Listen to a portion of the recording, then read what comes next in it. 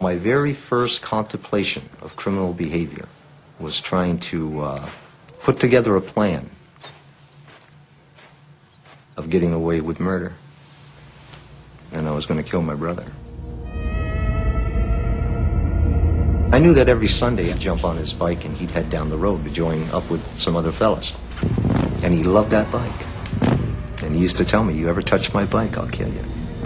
So this Sunday morning, while he's working, I take his bike. I knew if I provoked it just a little bit more that he would chase me. So I gave him a couple of kicks and took off on a dead run for a tree that was right beside my grandfather's barn. And it went up onto the roof. And on the opposite side of the barn, there were cutter rakes. And sure enough, he chased me up there, and as he topped the edge of that roof, I kicked him off it. And he fell onto those rakes. Some court people came and got me.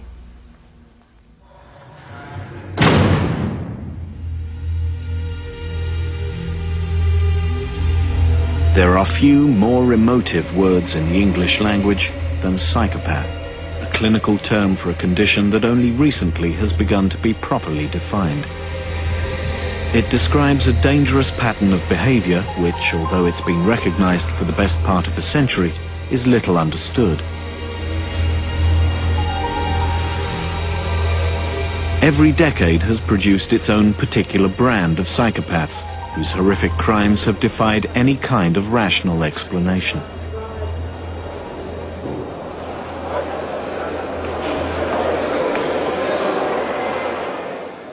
Recent research into psychopathy in Britain and America is encouraging scientists to believe that they're close to discovering the root cause of the condition. Now we can literally look inside the mind of a murderer. We can look inside the brains of psychopaths and begin to see things that nobody else has ever seen before. What the scientists are discovering suggests that psychopaths are born, not made, that their condition is the result of a specific malfunction of the brain. The complexity of psychopathy has made it difficult to treat, but now that could all change. I think the general public would characterize a psychopath as somebody who does really nasty things, and in fact the public view of the psychopath is that he or she, primarily he, is a serial killer. The general public is not wrong in that respect, but what has happened is that they have ignored the fact that there are tens of thousands of other people out there who are psychopaths but are not serial killers. Psychopaths simply do not experience emotions in the same way that we do. They don't experience empathy in the way that we do. They don't experience love in the way that we do. And because of this, they are more likely to stick a knife in someone to get what they want because they just don't care about the other person. I stabbed my first man. I stabbed him. He lived. But it sent out a clear word to the rest of them that you don't want to be messing with this kid. He'll stick you. Psychopaths can sing the lyrics, but they don't respond to the melody of normal human interactions and emotions. There is something missing. He has no compunctions. He kisses or kills without a thought.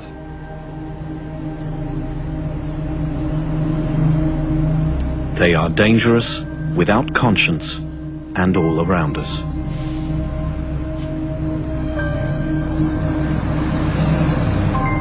In Britain, it is estimated that 1 in every 200 of the population is psychopathic.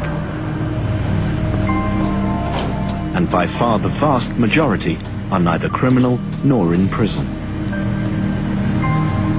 But the kind of harm that psychopaths can cause at home and in the workplace is deeply damaging and costly in every sense. We must be concerned about their impact on families when they're out in the community. They move from relationship to relationship. They have multiple children who they abandon. They engage in spousal assault and a whole range of behaviours which are unacceptable. David Cook is a forensic psychologist at the Douglas Inch Centre in Glasgow. He's made a close study of psychopaths in prison. They tend to be very versatile in their criminality, so they don't tend to engage in one particular type of crime. They'll engage in a whole variety. So they may engage in violent crime, conning and manipulative crime. They may engage in sex crime, property crime, and so forth. So they cover the whole range of criminal behaviour. In the workplace, they often disrupt and destroy the good working of the business or an operation because they're interested in what's in it for themselves. I think it's a very important condition, and we do need resources put into treatment to see if we can find anything that works. The only psychopaths who are readily available for possible treatment and research purposes are those who are locked up in prison. They're a minority of the prison population, but they're special. There is a growing realization that the range of their crimes, coupled with the disproportionate amount of damage they cause, makes them public enemy number one. The population in which you'd find a bigger concentration of psychopaths than anywhere else is amongst convicted criminals. But a majority of the people in prison are not psychopaths. Psychopaths are a minority, but a minority who are particularly likely to reoffend. David Thornton is a senior scientist with Her Majesty's Prison Service. He develops treatment programs for serious offenders, and recidivist psychopaths are now a major concern of his. Further criminal behaviour harms the victims of that criminal behaviour. It also costs the country a lot of money in terms of police time, in terms of the time of the courts, and in terms of what society spends in relation to people who've been hurt by crime. You only have to change reoffence rates by quite a small amount, and you actually save quite a lot of money if you're thinking of it in purely economic terms. Before you can tackle the high cost of psychopathic crime, first you must reliably identify who are the psychopaths. Recently, this has become easier. The major breakthrough, I think, has been the development of the psychopathy checklist by Robert Hare and his colleagues.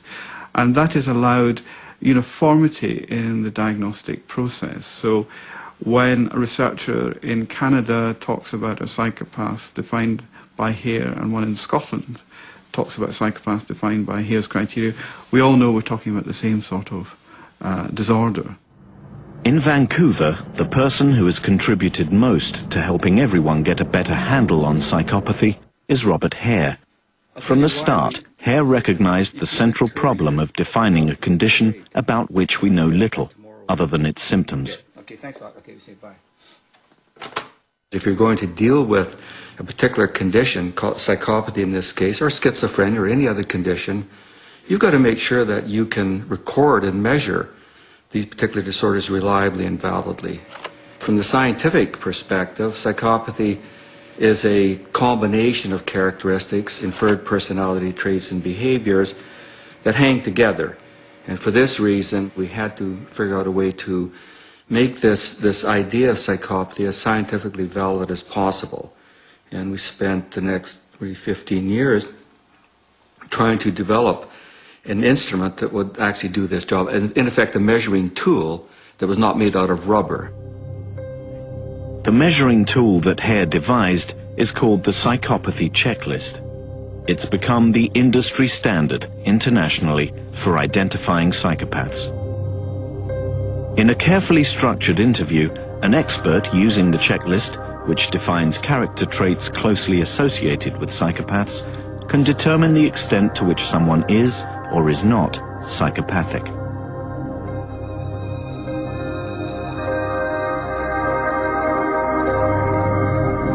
Many of these characteristics are not uncommon, but points are awarded out of 40, and a score of 26 or higher is required to identify the true psychopath. Whenever I list the characteristics that define People will say, well, I know somebody who's got 2 or 3 of those characteristics. Are they psychopaths? And I'll say, of course not. What you've got to do is have a cluster, a combination of characteristics that hangs together. In the present climate of the United States, prison therapy programs are no longer fashionable. But Vermont State Penitentiary is an exception. Behind its high security fences, in a special unit, they have some of the most difficult criminals in the country, including psychopaths.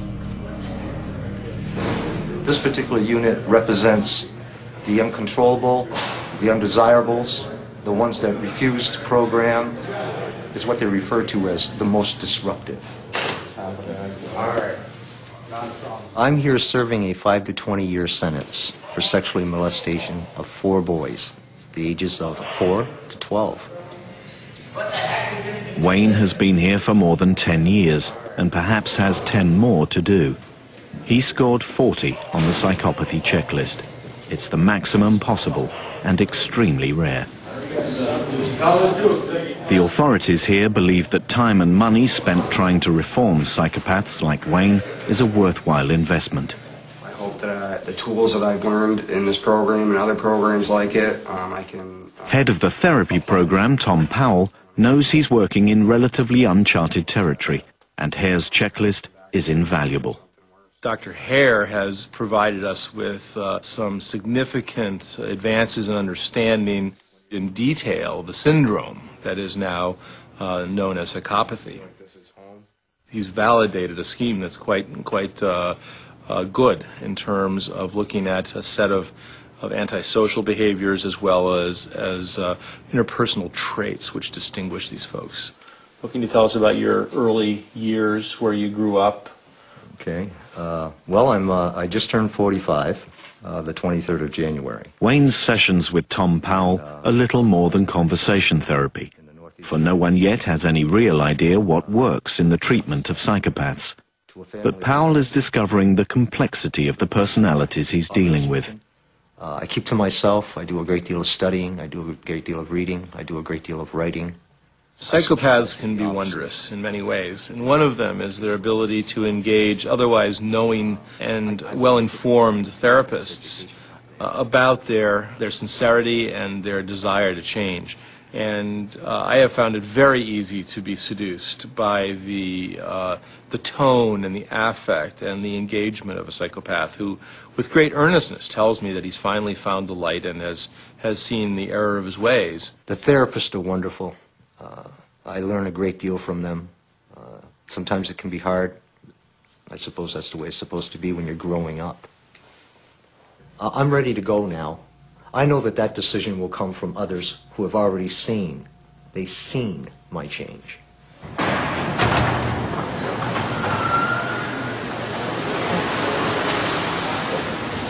Carl is another serious psychopath in the Vermont program, a 36 on the checklist. I had a statutory rape on a minor, 15. I was arrested for an aggravated sexual assault on a female child. She was 4 years old. I think it's very important when therapists undertake to work with psychopaths that they know the entire record and that they not be deceived into believing that they have therapeutic magic that can work with these individuals. It's not good for me to be around any female child. I'd rather be a young child or a teenager.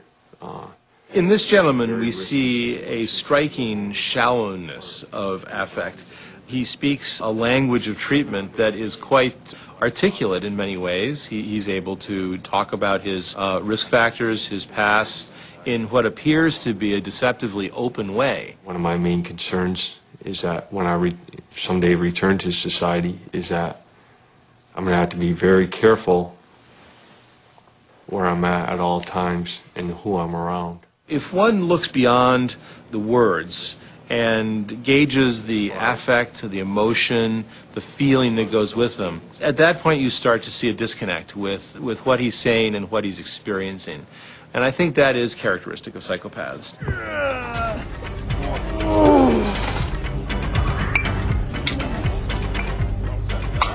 Critics and commentators in the past have said that to study 1% of the general population seems to be a waste of time.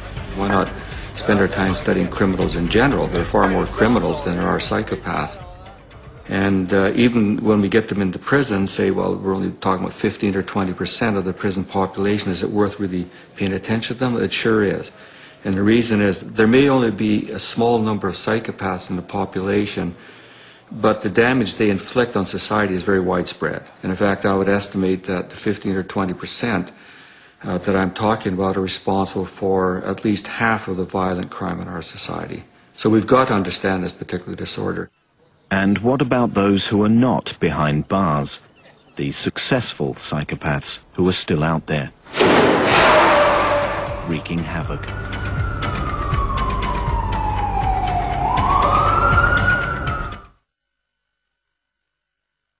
In America, it's estimated that 1 in 100 of the population is psychopathic.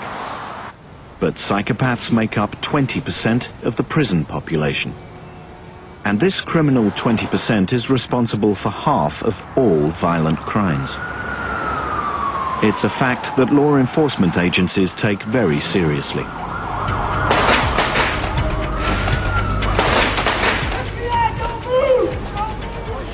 Officers in the line of fire are now given special training in dealing with psychopaths. Don't shoot! We deal with primarily the most violent of violent crimes, the most horrendous of all the crimes in the world. One gun on the ground. In this kind of work, perhaps most of the offenders that I see are primarily psychopaths. And for me, the importance of people in law enforcement, whether it be in parole or corrections, in a state agency or in a federal agency, to be able to understand these people is really critical. Now, perhaps a patrol officer won't encounter a psychopath every day, but when they do, it may be in that one terribly important case or in that one very violent crime, and if they miss it, the crime can go unsolved, the body can go unlocated, the victim can go for long periods of time without being found. So these people, when they do act out violently, can cause just an enormous amount of trouble and problems and heartache. The nature of some of their offenses can be so unbelievable that to normal people, we have to have an explanation for that. And one of the most common explanations is they have to be crazy. But psychopaths are not crazy. They know right from wrong, and if you're standing on a street corner and they're next to a uniformed police officer and they wanted to commit a robbery, they would know not to do it as long as the police officer's there. Psychopaths may not be insane, but they're certainly capable of irrational and unexpected behavior.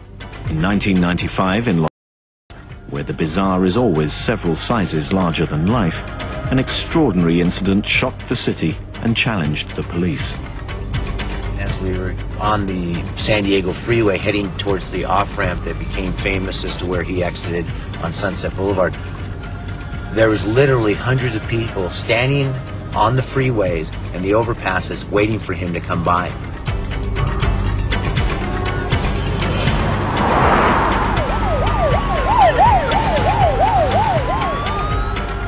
Millions watched, mesmerized, as the prime suspect in a murder case was pursued by police on primetime television. The fact that he was a national hero didn't exclude the possibility that he was also psychopathic. Back up, please. Get out of the way. Get back here. You got any comments? You don't know anything, sir? Have you been told you're under arrest, O.J.?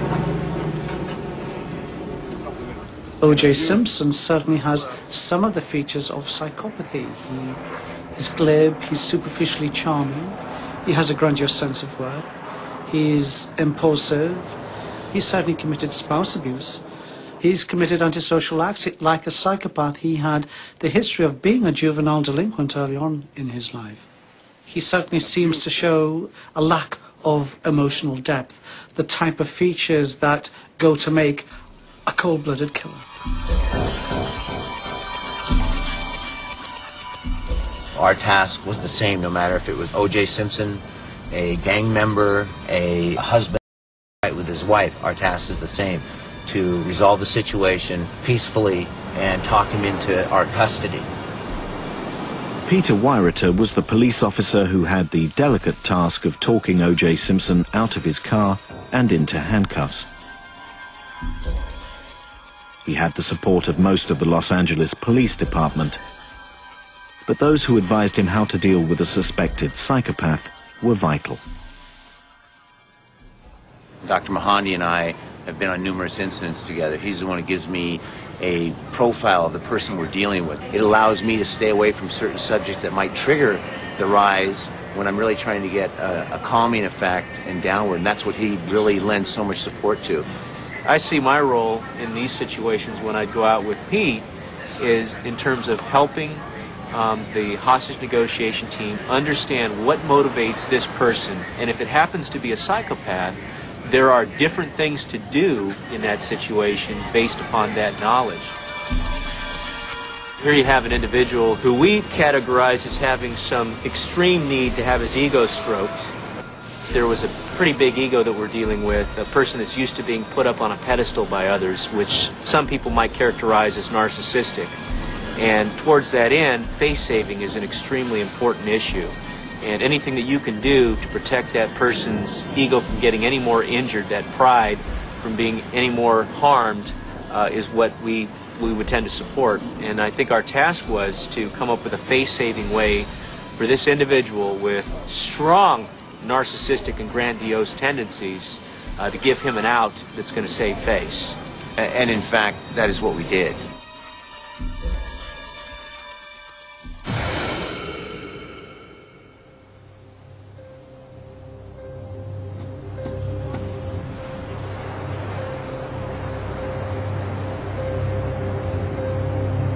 There are many psychopaths in society that actually we know virtually nothing about.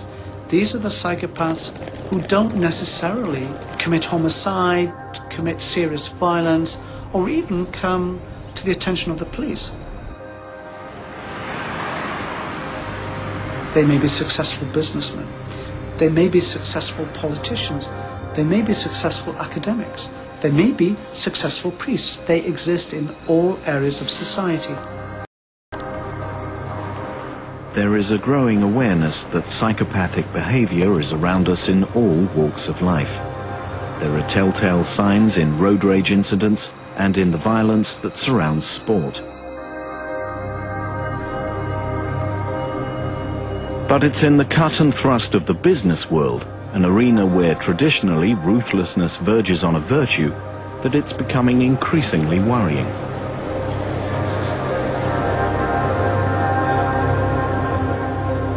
Paul Barbiak, a personnel consultant, has had his own daunting experiences with psychopaths in suits. I was brought into an organization to work on a team-building project. There had been some conflict amongst people in this particular team. And as I interviewed them, half of them identified one person as the source of the conflict. But the other half of the group thought this person walked on water, was absolute dream, and even future leader of the company.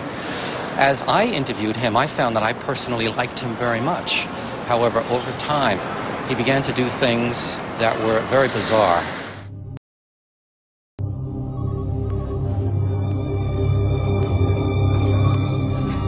He would accidentally bump into a vice president, and then once he realized who it was, of course he really knew who it was, he would start praising this individual and fawning after him and ingratiating himself with the vice president. Others would see him with the VP and think that he had some sort of influence, which he really didn't have. Then he would take this perception in their mind and pretend that he did have secret information about what was going on in the organization. As he did this with different people, they were more willing to share information with him than they had, because they thought that he was in the know. He discovered that one of the vice presidents was having an affair with one of the individuals in the office. He became very good friends with this individual, the young lady, and began to give her not only positive information about himself, because he was very gracious and charming, but he also spread negative rumors about his boss, the person who he really wanted to replace.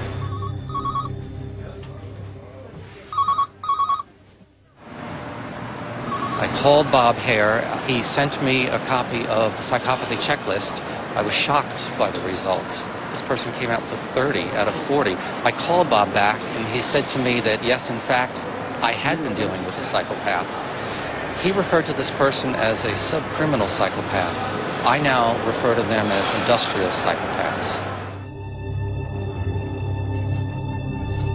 The notion of industrial psychopaths rising through the ranks to become captains of industry could mean that the character traits are a positive business asset. If we take the Robert Maxwell example, it may be that he was able, through his energy and drive and lack of concern for other people, to develop a business effectively. But the damage he did to people along the way was quite considerable, very considerable. I find it hard to think of any clear examples where people have positively contributed because of their psychopathic traits.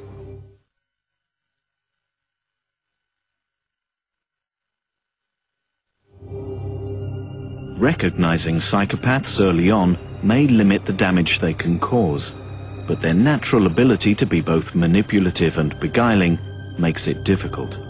One of the things that the medical students with whom I've worked have noted is that they're shocked at how normal psychopaths look and how engaging they are.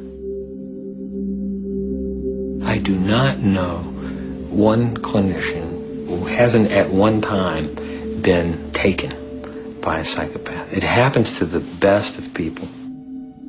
I knew that I had to get in touch with some deeper level of interconnection so that I could identify with humanity.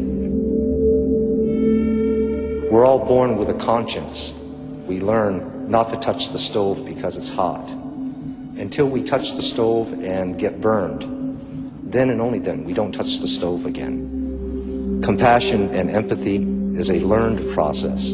It starts off at a very early age. They are very gifted at being able to convince you, I'm harmless, I did not do it, there's absolutely no way I'm responsible for this crime. These are very good actors. They can read an audience or an individual as well as anyone that I've ever seen. While they appear to be speaking about themselves, they're constantly monitoring the facial expressions, the responses, and they will then tailor what they say to see if they can get the kind of response that they want. My idol is John Lennon, and of course on the other side of the tracks we have Willie Nelson. He represents freedom in different ways. Love, peace, harmony, togetherness, connection with the polar bears, and freedom in general. Culturally, we find some difference between the United Kingdom and North America. Our psychopaths tend to be less overt in their glibness, their superficial charm, and so forth. These things are not so obvious as they are in the North American prisoners, for example. We've done studies where Canadian prisoners and Scottish prisoners have been rated by Canadian and Scottish raters, and we can show that the Canadian prisoners are more extrovert, more glib, more superficial, more charming than our Scottish prisoners, who tend to be a bit dour, as we would say. And of course the feathers represent freedom, and the leaf represents changing of the times. And there's some little thing that I stuck together, and my philosophy is it's our life and we have a right to cry if we want to. A lot of people, particularly those who tend to believe in the goodness of humanity, say, well, the problem with a psychopath is that he or she was not properly treated as a child and actually never learned to be empathetic towards other people, and really never learned to become attached or bonded with somebody else, a caregiver. And that's the problem, and we can resolve it in adulthood simply by giving them a hug, maybe a musical instrument and a puppy dog, and they're all going to be okay. Give them lots of love and understanding. With a psychopath, I would argue that emotion is like being colorblind for them, and nothing we can do is actually going to instill a sense of empathy. This is really a waste of time. I think that biologically, or neurobiologically, the mechanisms that should impart affect or emotion to one's cognitions and thoughts and attitudes are not working properly in psychopaths. But are psychopaths born or shaped by their environment? Is it nature or nurture that has so distorted their emotional makeup? There are some individuals who come from fantastic home backgrounds, dedicated parents, all the advantages in the world, and yet they grow up to become these psychopathic, violent monsters later in life. And you ask the question, how the heck did they get there?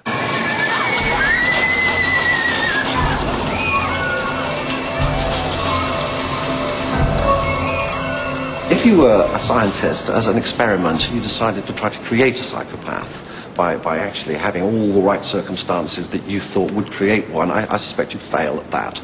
It's not something that one can actually cause environmentally. But there are those who argue that deeply traumatic influences in early childhood will surely have a damaging effect on an otherwise normal child, possibly causing psychopathy.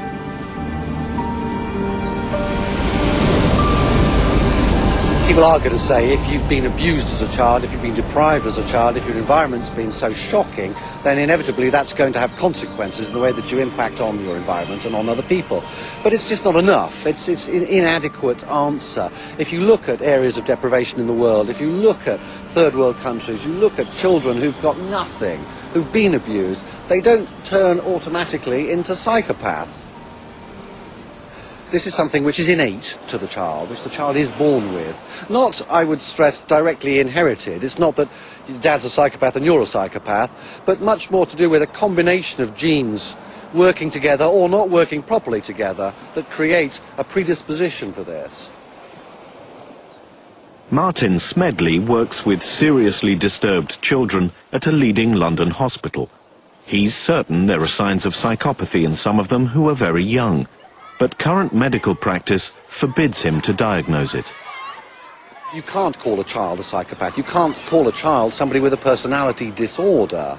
One is still of the view that children can change, that actually change can take place over time, and that a personality disorder is something which you have as an adult, not as a child.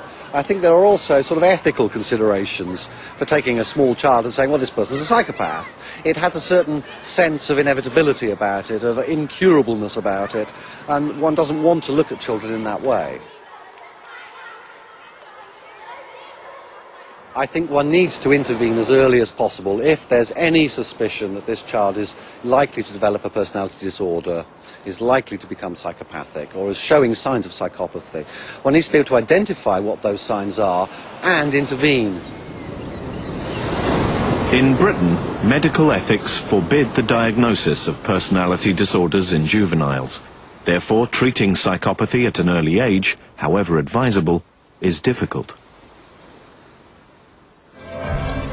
And anyway, remedial intervention, when the root cause of the condition is unknown, at best can only be guesswork.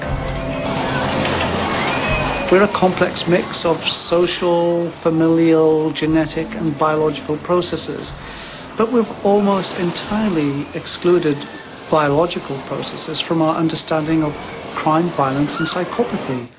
I'm absolutely convinced by the research, by the science, that there is a biological basis to psychopathic violent behavior. A biological basis to the condition raises the question, can psychopaths fairly be held responsible for their actions? As scientists move closer to pinpointing the cause, it's a moral issue that society will have to confront.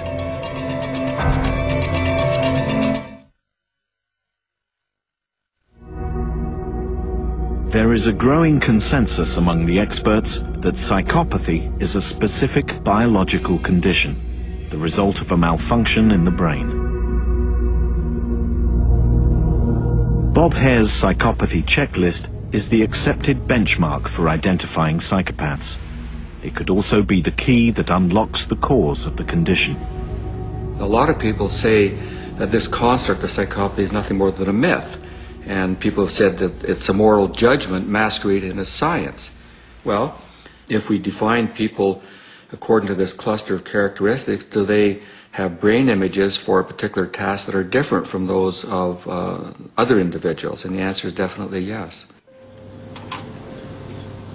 Hare has been using brain scanning techniques to determine whether the mental processes of the psychopath are different from those of the non-psychopath. If they are, it could be revealed in brain images.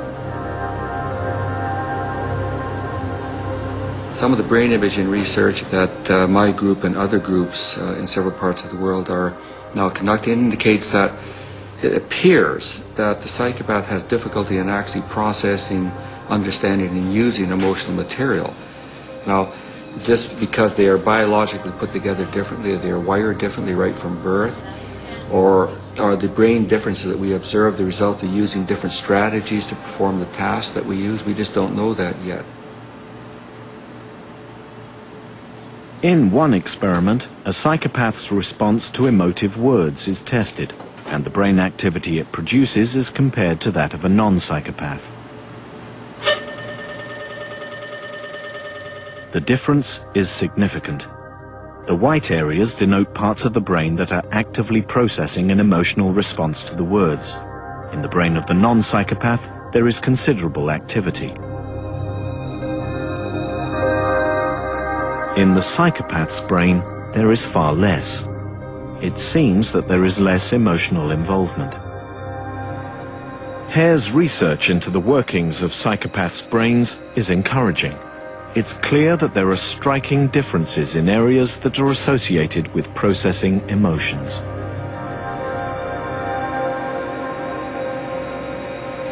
We're interested in what parts of the brain are activated when you're looking at something neutral in connotation, an ordinary picture of a person or an object, or looking at something that has intense emotional connotation, something that's very negative, very disturbing to most people.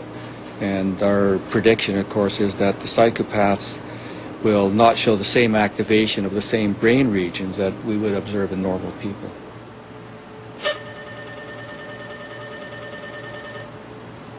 There's a lot of current interest in limbic system. The limbic system is extremely important in processing and producing emotional material. One part of the limbic system that plays an extremely important role in emotionality is amygdala. And one could argue that the amygdala is the problem. There's something wrong with the way the amygdala functions. James Blair lectures on developmental psychology at University College London. His research into psychopathy has focused on the part of the brain called the amygdala. The amygdala is a small structure that is housed underneath temporal cortex, almost in the middle of your brain, that's crucial for emotion and particularly. It's most important for the generation of fear, and also seems to be very crucial in processing sad faces. From some of the imaging work we've done, we've shown that if you show a sad face to another human being, you see activation of the amygdala. I'm going to be showing you some pictures on this screen over here, and whilst I'm showing you these, I'm going to be measuring your emotional reactions with these electrodes. Basically what they do is they pick up the degree to which you're sweating when you're looking at the pictures. Blair is convinced his research shows that the cause of psychopathy is in the amygdala, that it functions differently in the psychopath from the non-psychopath. When you're looking at the pictures, you have to give a score between 1 and 10. 1 being you hate the picture, never want to see it again. 10 being it's an excellent picture, you wouldn't mind having that picture on your wall. And that's it. 1. 3. 5. There is various strands of evidence, though, all pointing towards the fact that there may be some problems in amygdala functioning in psychopathic offenders. They perform very poorly on a range of tasks that directly assess how well your amygdala is functioning. It's definitely a biologically based condition, in the sense that the amygdala is functioning poorly. The degree or where that impairment comes from, whether it's genetic or whether it's early trauma or whether it's some sort of social variables that are affecting the development of the amygdala, that's what we can't tell. But it's clear that there is pathology in the brain of these individuals.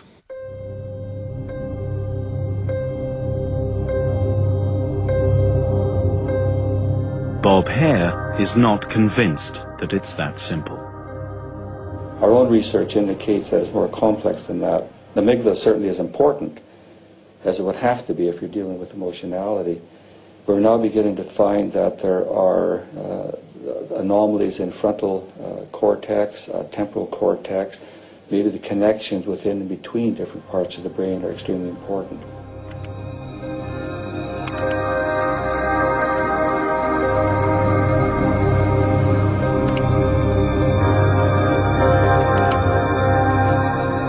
There are those who believe the answer to psychopathy is in the brain, but not necessarily with the amygdala.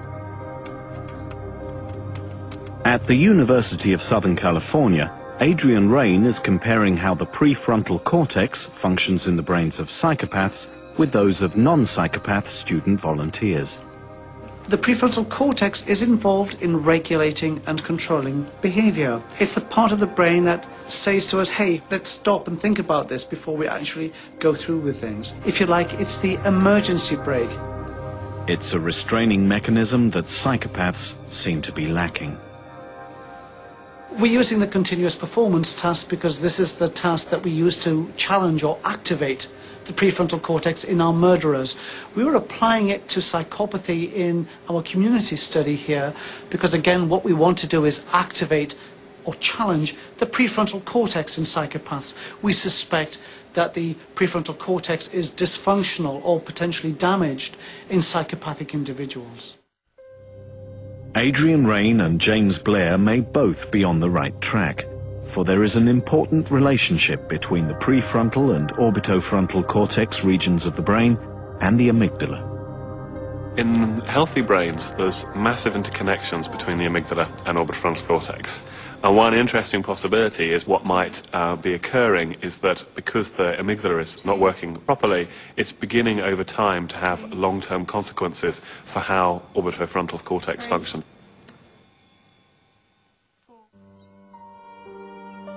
Research today into psychopathy is contributing greatly to a new understanding of a very old condition, and it brings with it the possibility of an effective treatment for this dangerous minority who cause so much harm. I believe in science. I believe in the study of the mind, but it's very complex. I'm not sure if there will be, in my lifetime, any ground made on that. And so for the time being, we have to look at what we have in regards to forms of prevention. We have to protect people. We have to protect society. And I understand that today. The program's a sham. We lied to these people. I don't want that life anymore. Current therapy programs for psychopaths in prison are not proving very successful.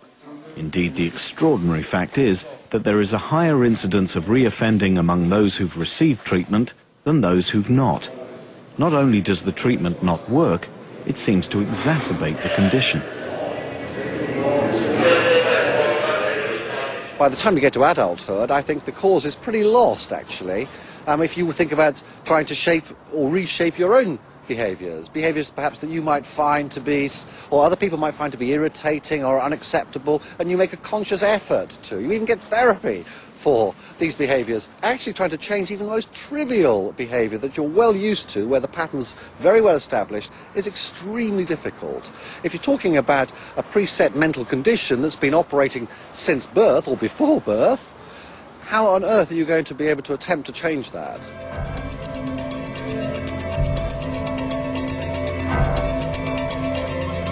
The standard programs are ineffective because they're targeting the wrong thing.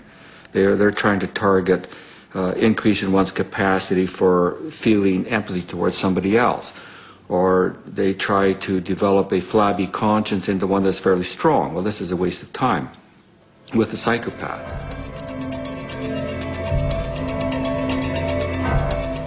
Since we seem to be picking up this indications of poor amygdala functioning, what we can hypothesize is that any sort of pharmacological agent that may help boost the functioning of the amygdala may help these individuals and make them safer to be around.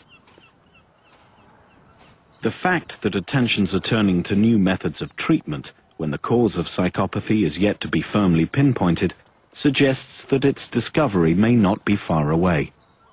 When it happens, the question is whether we will be prepared to administer a treatment as radical as that which Adrian Raine predicts. We're not too far away in the future where what we'll be able to do is replace dysfunctional brain mechanisms with microchips. This sounds like science fiction, and clearly it's not here yet. But within the next 10 years, we will have the first microchip brain implant. And it raises an important moral and ethical question in society. Do we intervene with psychopathic offenders who we can't currently treat and change them completely, reshape them entirely, change their brains, make them a new person? Is it really right of society to go into the Holy of Holies, go into a person's brain, their essence, and change the neural wiring and structure of their brain? Now, I think there are two ways of looking at that. At one level, we can say no. We must not change the self. It's the one thing that's God-given. We mustn't interfere with that. Biological research, biological manipulations of people are out. We must not do that. We mustn't change the nature and essence of what is God-given. Another approach is to say, look, psychopaths are creating major problems in society, and we have to do something about that, no matter how radical it may be.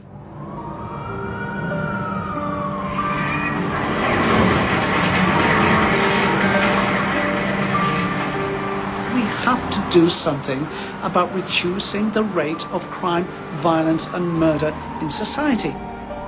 Psychopaths exponentially are responsible for the horrific things that happen to people, innocent people, in society. Systematically, treatment approaches have simply failed to alter psychopathic behavior, and we can't wait much longer. It's certainly true that until a concerted effort is made to eradicate psychopathy, one of the most dangerous forces of our times will continue to plague society. The solution must lie in effective treatment. If surgical intervention in the brain proves to be the best option, it will surely polarize public opinion. But it's a decision we cannot put off. The cost of evasion is far too high.